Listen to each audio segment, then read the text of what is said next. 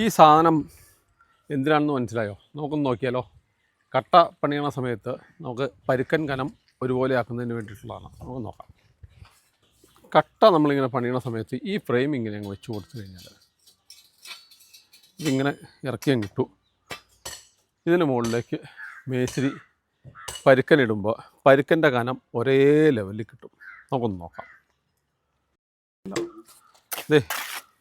ഇതുപോലെ പരുക്കനങ്ങ് ഇട്ടിട്ട്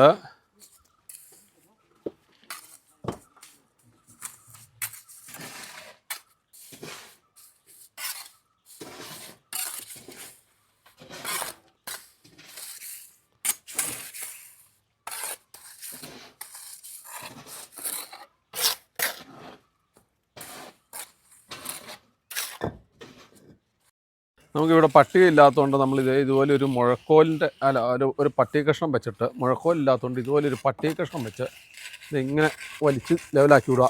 ഇങ്ങനെ ലെവലാക്കി കട്ട് ചെയ്ത് അങ്ങ് കളഞ്ഞു കഴിഞ്ഞാൽ ഇതുണ്ടോ, ഇത് ലെവലായി. ഇനി അതങ്ങ് എടുത്തോ.